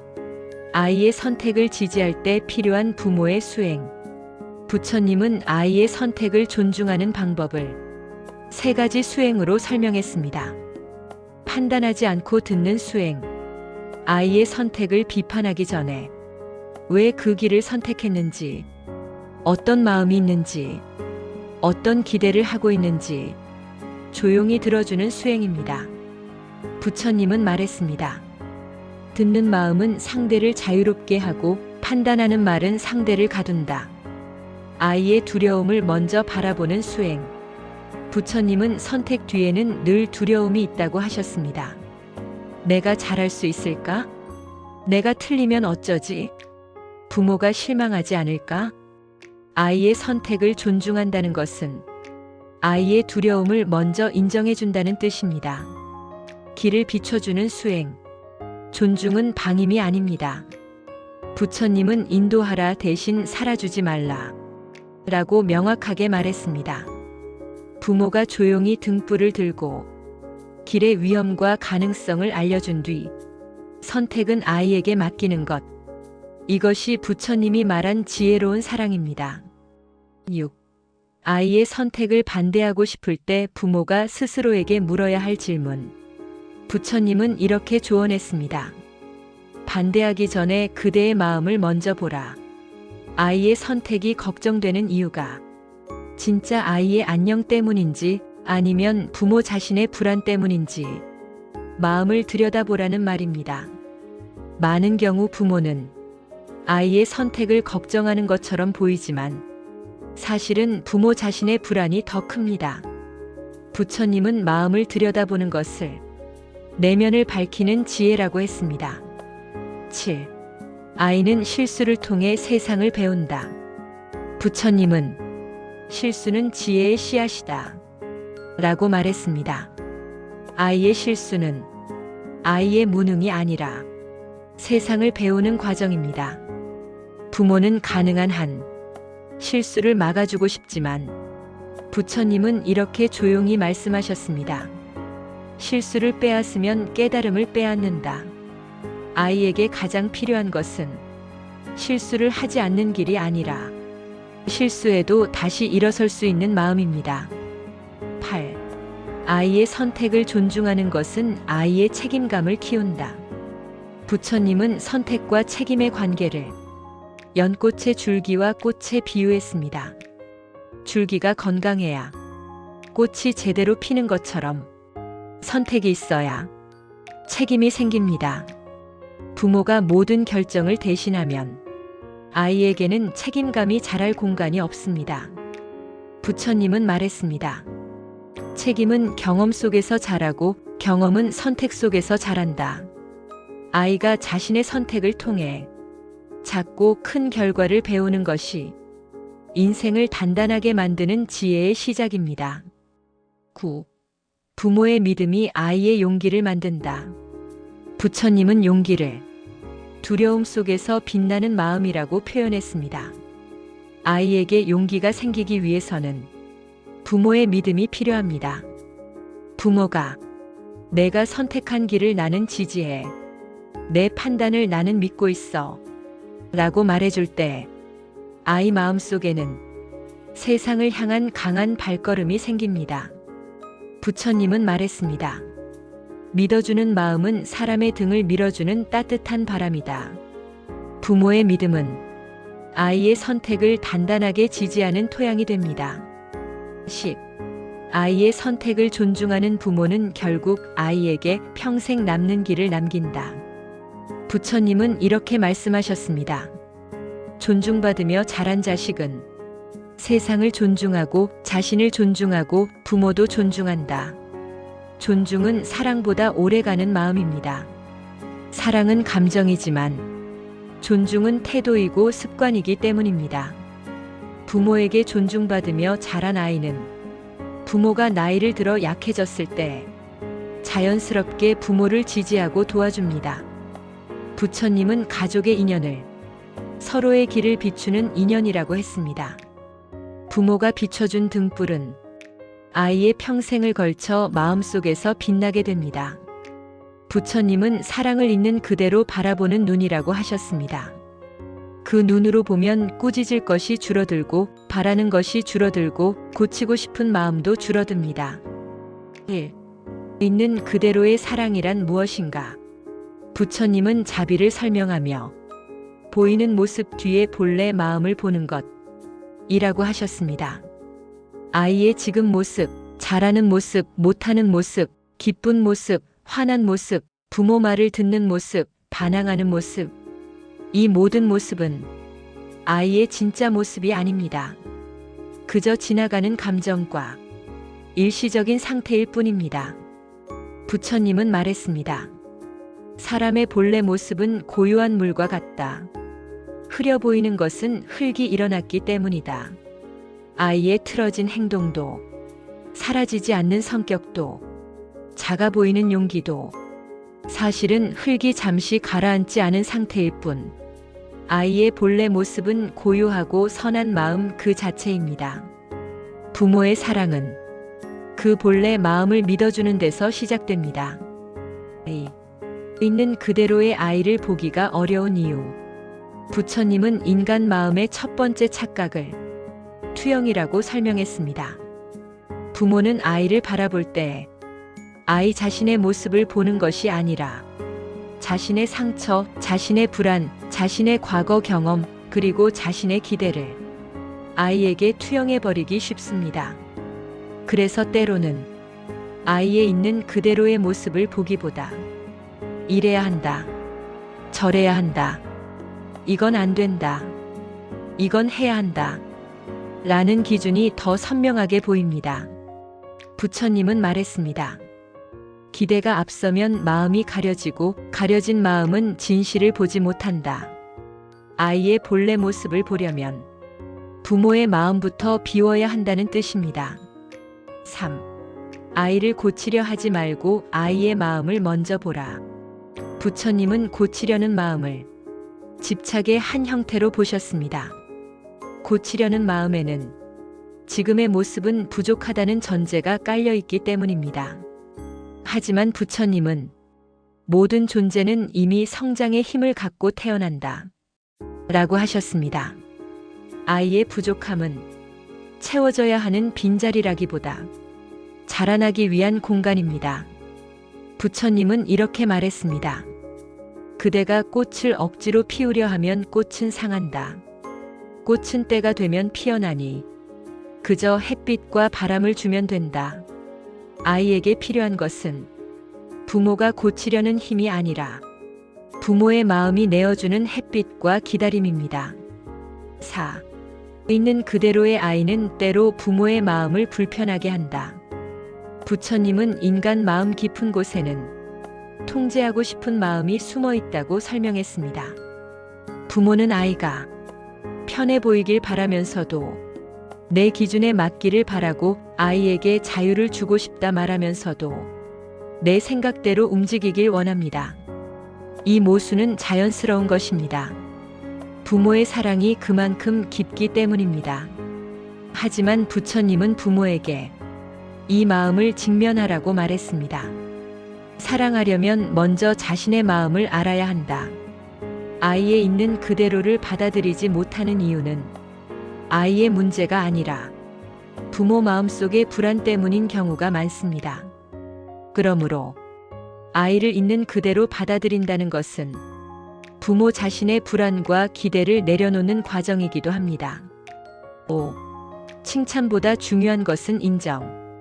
부처님은 칭찬의 한계를 이렇게 설명했습니다. 칭찬은 조건을 만들고 인정은 존재를 세운다. 부모가 너 정말 잘했어 라고 칭찬하면 아이는 기쁘지만 언제까지나 잘해야 한다는 부담을 느낍니다. 반면에 내가 노력한 마음이 보여. 그게 참 소중해. 오늘 하루도 최선을 다했구나. 그냥 너라서 좋아. 이런 인정은 아이의 존재를 조건 없는 가치로 만들어줍니다. 부처님은 인정의 마음을 상처를 치유하는 자비의 첫걸음이라 했습니다. 6. 있는 그대로 사랑받은 아이는 자신을 미워하지 않는다. 부처님은 인간이 괴로워지는 가장 큰 원인은 스스로를 미워하는 마음이라고 하셨습니다. 자신을 미워하는 사람은 남이 자신을 인정해도 불안하고 남이 조금만 실수해도 상처받고 작은 변화에도 크게 흔들립니다. 부처님은 말했습니다. 스스로를 받아들이지 못하는 사람은 세상도 받아들이지 못한다. 아이의 마음도 마찬가지입니다. 어릴 때부터 부모에게 괜찮아. 넌 너라서 충분해. 있는 그대로도 사랑받을 수 있어. 이런 감각을 몸 깊숙이 가지고 자란 아이는 자기 자신을 미워하지 않는 사람으로 자랍니다. 자기 자신을 미워하지 않는 사람은 타인도 미워하지 않으며 삶을 두려워하지 않습니다. 7. 아이의 성격은 고정되지 않았다. 부처님은 인간 성격을 물의 흐름으로 비유하셨습니다. 물은 때로는 거칠고 때로는 잔잔하고 때로는 탁하고 때로는 맑지만 결코 하나의 상태로 고정되지 않습니다. 아이의 성격도 지금 보이는 모습이 전부가 아니며 영원히 고정된 모습도 아닙니다. 부처님은 말했습니다. 성품은 태어나는 것이 아니라 인연 속에서 길러진다. 오늘의 아이가 내성적이라고 해서 평생 내성적이지 않고 실수가 많다고 해서 평생 부족한 것도 아닙니다. 성격은 인연에 따라, 마음의 흐름에 따라, 사람의 경험에 따라 끝없이 변화하고 자랍니다. 부모가 너는 원래 이런 아이야 라고 단정하는 순간 아이의 인연은 걸려버립니다. 부처님은 단정하지 말고 흐름을 바라보라고 말했습니다. 8. 있는 그대로의 아이를 사랑하는 부모는 기다림의 수행을 한다. 부처님은 기다림을 가장 어려운 수행이라고 말했습니다. 왜냐하면 기다림은 아무것도 하지 않는 것 같지만 사실은 내 마음의 불안, 조급함, 두려움을 마주해야 하는 시간이기 때문입니다. 부모는 아이가 빨리 나아지길 바라고 빨리 성장하길 바라며 문제가 빨리 해결되길 바라지만 성장은 시간이 필요합니다. 부처님은 말했습니다. 모든 꽃은 때가 있어 피어난다. 기다림의 수행은 포기하는 것이 아니라 신뢰하는 것입니다. 9. 아이가 부모의 기대를 충족시키지 못할 때 부모의 마음은 가장 쉽게 상처받습니다. 왜냐하면 사랑이 깊기 때문입니다. 아이의 성과, 아이의 태도, 아이의 선택이 부모의 기대와 다를 때 부모는 실망, 두려움, 걱정, 분노 등 여러 감정을 느낍니다. 하지만 부처님은 이렇게 말했습니다. 아이의 모습은 부모의 기대를 비추는 거울이 아니다. 아이의 모습은 아이의 인연이고 아이의 업이고 아이의 성장 속도일 뿐입니다. 부모가 기대를 내려놓는 순간 아이의 마음도 자유로워집니다. 10. 있는 그대로의 사랑은 아이를 가장 크게 성장시킨다. 부처님은 자비를 억누르지 않고 고치려 하지 않고 있는 그대로 인정하는 마음이라고 했습니다. 이 자비가 바로 아이의 성장에 가장 강력한 원동력이 됩니다. 아이를 있는 그대로 사랑해주는 부모는 아이 안에 있는 잠재력, 자비심, 지혜, 용기, 이 모든 씨앗이 스스로 싹트도록 도와줍니다. 억지로 키우지 않지만 꾸준히 빛을 비춰주고, 형태를 만들지 않지만 따뜻한 바람을 주고, 한계를 짓지 않지만 부모의 믿음으로 울타리를 세워줍니다. 부처님은 말했습니다. 참된 자비는 존재를 있는 그대로 피어나게 한다. 있는 그대로의 사랑이야말로 아이를, 자기 자신을 존중하고 세상을 신뢰하며 누군가에게 따뜻한 사람이 되게 하는 가장 확실한 길입니다. 부처님은 인간의 마음을 끝없는 길을 걷는 나그네라고 표현했습니다. 그 길에서 사람은 때로는 지치고, 때로는 무너지고, 때로는 다시 일어서며 살아갑니다. 사춘기는 부모에게도 아이에게도 가장 큰 마음의 풍랑이 일어나는 시기입니다. 그러나 부처님은 이 풍랑을 두려워하지 말고 그 속에서 깊은 깨달음의 씨앗을 보라고 하셨습니다. 1. 사춘기는 마음의 껍질이 깨지는 시기. 부처님은 인간의 성장 과정을 연꽃이 피어나는 과정으로 비유했습니다. 연꽃은 처음엔 흙 속에서 자랍니다. 흙탕물 속에서 뿌리를 내리고 어둠 속에서 힘을 모으고 물이 가라앉을 때까지 기다리며 마침내 햇빛을 향해 나아갑니다.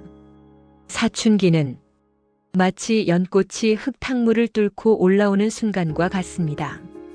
아이의 마음은 자신도 이해하지 못할 만큼 복잡하고 민감해지고, 감정은 쉽게 요동치며 세상 모든 것이 혼란스럽게 느껴질 수 있습니다. 부처님은 이 시기를 마음이 새로 태어나는 시기라고 하셨습니다. 그러니 사춘기의 혼란은 잘못이 아니라 성장의 증거입니다. 사춘기의 반항은 사랑이 부족해서가 아니다. 많은 부모가 사춘기 아이를 보며 이렇게 말합니다. 왜 이렇게 변했을까? 내가 뭘 잘못했나? 어릴 땐 안 그랬는데. 하지만 부처님은 이렇게 말씀하셨습니다. 변화는 사랑이 아니라 성장이 만든 것이다. 아이의 반항은 부모를 미워해서가 아니라 독립을 준비하는 과정에서 나타나는 자연스러운 감정입니다. 부처님은 마음이 자라날 때 낡은 껍질을 벗기 위해 한번 크게 흔들리는 과정이 있다고 하셨습니다. 사춘기의 반항은 바로 그 껍질이 벗겨지는 순간입니다. 이 껍질을 억지로 붙잡으면 성장은 멈춰버립니다. 하지만 그 변화를 인정하면 아이의 마음은 빛나는 지혜를 향해 나아갑니다. 3. 아이의 말투와 태도는 진짜 마음이 아니다. 부처님은 인간의 감정을 바람과 같아서 잠시 머물다 지나간다 라고 설명했습니다. 사춘기 아이의 거친 말, 무뚝뚝한 태도, 문을 쾅 닫는 행동, 대답하지 않는 태도는 진짜 마음이 아닙니다. 그 행동 뒤에는 나도 모르겠어. 왜 이렇게 힘든지 모르겠어. 부모에게 기대고 싶지만 부끄러워.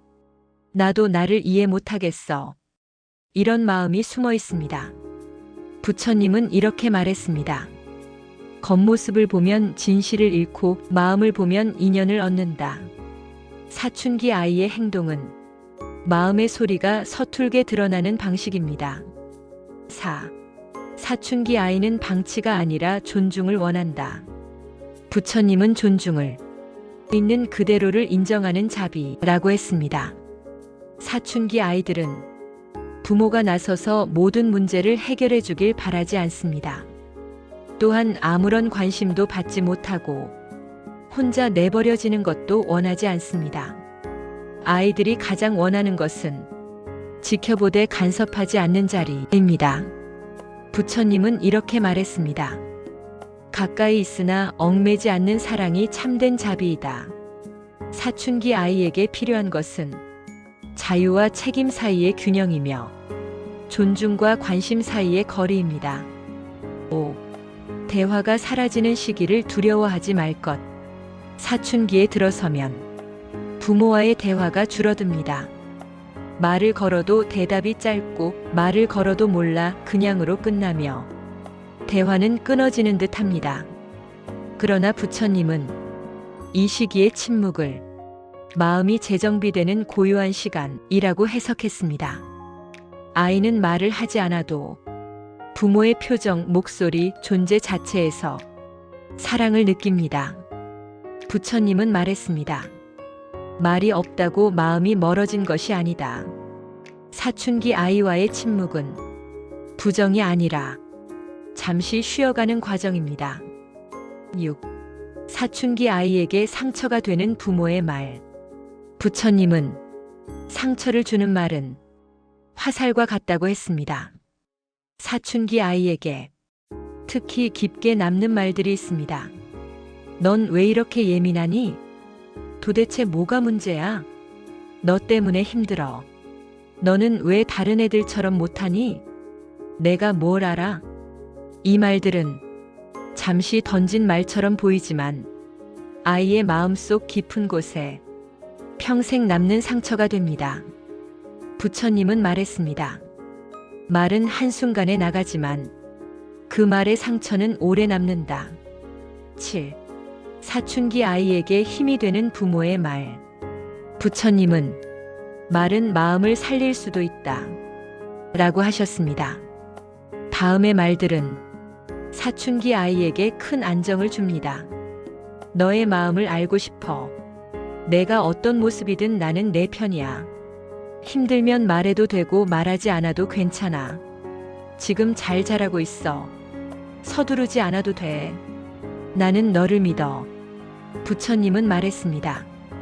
믿어주는 말이 마음을 강하게 한다. 부모의 이 한마디가 사춘기 아이의 마음에 평생을 지탱하는 힘이 됩니다. 8. 사춘기 아이의 분노는 부모에게 향한 것이 아니다. 부처님은 분노의 근원은 타인을 향한 것이 아니라 자기 마음속의 혼란에서 온다고 설명했습니다. 사춘기 아이의 분노는 부모를 향한 화가 아니라 스스로를 향한 혼란입니다.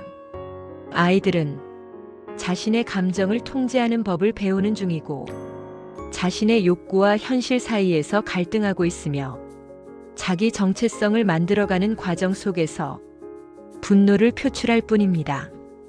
부처님은 이렇게 말했습니다. 분노는 마음의 힘이 자라나는 과정이다. 분노를 적으로 보지 말고 성장의 신호로 보라는 뜻입니다.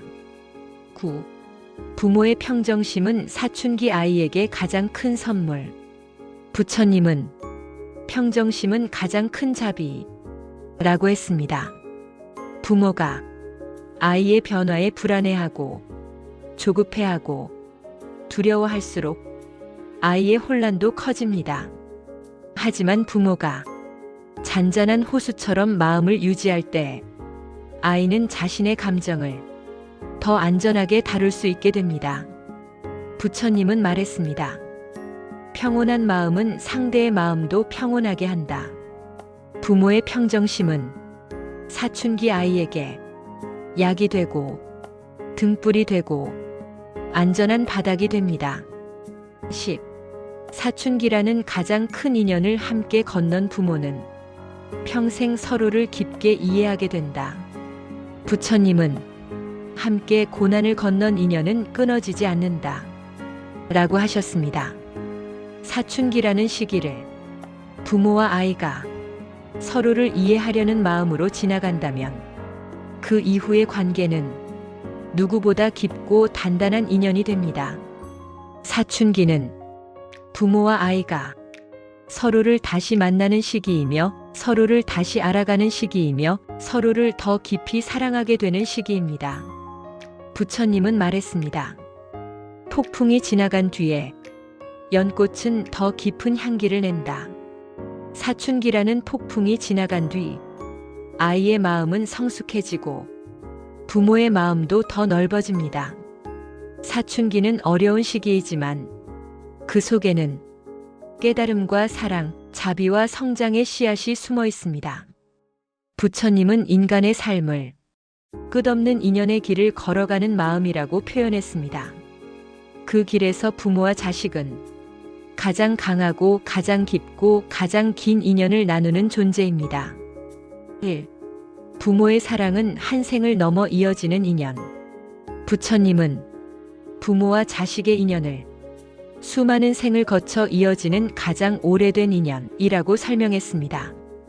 우리는 그저 우연히 한 가정에서 만나는 것이 아니라 오랜 인연 속에서 서로가 서로를 필요로 했기에 다시 만난 것입니다.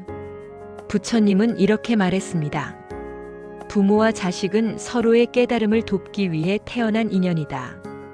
부모는 아이를 통해 자비를 배우고 기다림을 배우고 용서를 배우고 자신의 마음을 한 번 더 들여다보게 됩니다. 아이 또한 부모를 통해 안전함을 배우고 사랑을 배우고 세상을 바라보는 눈을 배우고 자기 존재의 가치를 깨닫습니다. 부모와 자식은 가르치는 사람과 배우는 사람으로 만나는 것이 아니라 함께 배우고 함께 성장하는 인연입니다. 부모의 마음은 세상에서 가장 큰 자비라고 부처님이 말한 이유. 부처님은 자비를 설명할 때 자주 부모의 마음을 예로 들었습니다.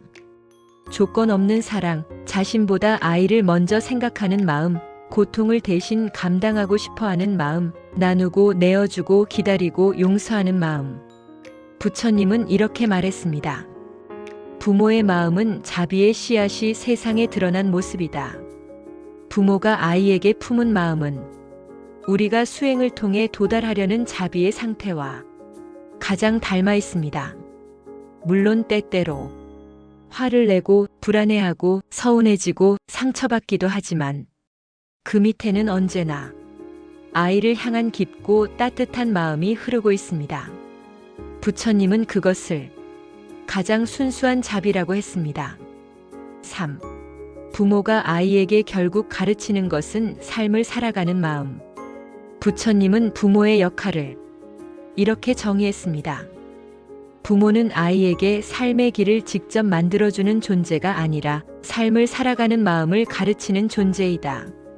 부모가 아이에게 부와 지식과 기회를 줄 수도 있지만 그보다 더 큰 선물은 삶을 바라보는 마음과 태도입니다. 다음 세 가지가 부처님이 말한 부모의 궁극적 가르침입니다. 스스로의 마음을 믿는 법. 부처님은 말했습니다. 자기 마음을 믿는 사람은 어떤 풍랑 속에서도 쓰러지지 않는다. 부모가 아이에게 심어줄 수 있는 가장 큰 힘은 자기 자신을 믿는 힘입니다. 세상을 두려움이 아닌 호기심으로 바라보는 법. 두려움은 마음을 닫고 호기심은 마음을 열고 삶을 받아들입니다. 부모의 말 한마디가 아이의 세상을 향한 눈을 결정합니다. 사랑을 주고받는 법. 부처님은 사랑을 줄 아는 사람은 어떤 어둠 속에서도 길을 잃지 않는다. 라고 했습니다. 아이에게 사랑은 행동, 말, 표정으로 가르쳐집니다. 부모가 사랑을 나누는 모습을 보여주는 것만으로 아이는 평생의 마음을 배우게 됩니다. 4. 부모의 불안은 부모의 것이고 아이의 길은 아이의 길이다. 부처님은 부모가 가장 흔히 빠지는 마음을 미래에 대한 집착이라고 설명했습니다. 아이가 잘못되면 어쩌지? 저 선택이 틀린 건 아닐까? 다른 아이들보다 뒤처지면 어떡하지? 하지만 부처님은 이렇게 말했습니다. 아이는 그대의 불안을 짊어지기 위해 태어나지 않았다. 그대의 아이는 그대의 길이 아닌 자신의 길을 가야 한다. 부모가 불안을 내려놓을 때 아이는 더 자유롭게 자랍니다. 부처님은 부모가 할 수 있는 일을 단 하나로 정리했습니다. 길을 지켜보되 대신 걸어주지 말라. 5. 부모의 바람이 아니라 아이의 마음을 보라. 부처님은 누군가를 진정으로 사랑한다는 것은 그 사람의 마음을 이해하려는 것이라고 했습니다. 아이를 이해하려면 부모는 자신의 바람을 잠시 내려놓아야 합니다. 부처님은 이렇게 말했습니다. 아이의 마음을 보기 위해서는 그대의 마음을 먼저 비워야 한다. 부모의 기준, 부모의 기대, 부모의 상처, 부모의 불안이 가득한 상태에서는 아이의 진짜 마음이 보이지 않습니다. 아이의 마음은 조용히 바라보는 눈에서 드러납니다. 6. 부모의 말 한마디가 아이의 평생을 결정한다. 부처님은 말의 힘을 누구보다 잘 이해했습니다. 말은 순간에 흘러가지만 그 말이 만든 마음은 평생 남는다. 아이는 부모의 말을 그대로 마음에 새깁니다. 부모의 말 한마디는 아이에게 평생을 지탱하는 기둥이 되거나 평생을 무너뜨리는 상처가 됩니다. 부처님이 제시한 아이에게 힘이 되는 말은 다음과 같습니다. 너는 소중한 존재야. 나는 내 편이야. 너라면 할 수 있어. 지금 모습 그대로도 충분해. 실수해도 괜찮아. 나는 너를 믿고 있어. 이 말들은 아이의 마음속에서 자존감으로 자라고 성격으로 자라고 삶의 태도로 자라며 평생을 비추는 등불이 됩니다. 7. 부모가 떠난 뒤에도 남는 것은 말과 태도뿐이다. 부처님은 인연의 끝을 이야기할 때 아주 조용히 그러나 깊게 이렇게 말씀하셨습니다. 사람은 떠나도 마음은 남는다. 부모가 아이에게 남기는 것은 재산도 아니고 지식도 아니고 훈계도 아닙니다. 부모의 말, 부모의 행동, 부모의 태도, 부모가 보여준 사랑, 부모가 보여준 삶의 방식만이 아이의 마음속에 남아 평생 아이를 지켜줍니다. 부처님은 이것을 가장 아름다운 유산이라고 했습니다. 8. 때가 오면 부모는 아이를 놓아주어야 한다. 부처님은 이 세상의 모든 인연에는 만남이 있고 머무름이 있고 놓아줌이 있다고 하셨습니다. 부모가 아이를 키우는 인연도 그 순서를 따라갑니다. 처음엔 품어주고 그 다음엔 가르치고 그 다음엔 지켜보고 마지막에는 놓아주어야 합니다. 놓아준다는 것은 사랑을 포기한다는 뜻이 아니라 아이의 인생을 아이의 손에 돌려준다는 뜻입니다. 부처님은 말했습니다. 놓아주는 사랑은 가장 성숙한 사랑이다. 부모가 아이를 놓아주는 순간 아이도 부모를 더 깊이 이해하게 됩니다. 9. 부모의 마지막 수행은 감사이다. 부처님은 감사를 마음의 완성이라고 했습니다. 부모로서의 삶을 돌아볼 때 감사는 모든 고통을 녹이고 모든 후회를 부드럽게 만들며 모든 인연을 아름답게 합니다. 부모는 아이 때문에 많이 웃고 많이 울고 많이 걱정하고 많이 배우고 많이 성장했습니다. 부처님은 말했습니다. 부모와 자식의 인연은 업이 아니라 축복이다. 부모가 아이에게 고맙다 라고 말해주는 순간 그 인연은 완성됩니다. 10. 사랑의 끝은 이별이 아니라 마음의 등불이다. 부처님은 사람이 떠나도 그 마음과 사랑은 다른 사람의 삶 속에서 계속 이어진다고 했습니다. 부모의 마음도 마찬가지입니다. 부모가 아이에게 준 사랑은 언젠가 부모가 이 세상을 떠나더라도 아이의 마음 속에서 따뜻한 등불처럼 평생 살아 있습니다. 부처님은 그 등불을 마음의 업으로 남아 다음 생까지 이어진다 라고 했습니다. 즉, 부모가 아이에게 준 사랑은 결코 사라지지 않는다는 뜻입니다. 그 사랑의 마지막 장을 닫는 것이 아니라 아이와 부모가 각자의 자리에서 빛을 이어가는 과정의 시작이기도 합니다. 마무리. 부처님이 말한 부모의 사랑의 완성. 부처님은 부모가 자식을 사랑하는 마음을 다음 한 문장으로 정리했습니다. 사랑하고 기다리고 놓아주고 감사하라. 이 네 가지가 부모의 사랑을 완성한다. 여러분, 이 긴 여정을 끝까지 함께 걸어주셔서 감사합니다. 부모의 마음은 세상에서 가장 깊고 따뜻한 수행이며 부처님의 가르침과 가장 가까운 마음입니다. 이 내용이 누군가의 마음에 조용한 평화와 울림이 되기를 바라며 마음에 스테이드 마음이 머물렀다면 구독과 좋아요로 당신의 등불을 더 많은 사람들에게 나누어 주세요. 당신의 한 번의 클릭이 누군가의 마음을 비추는 빛이 됩니다. 감사합니다.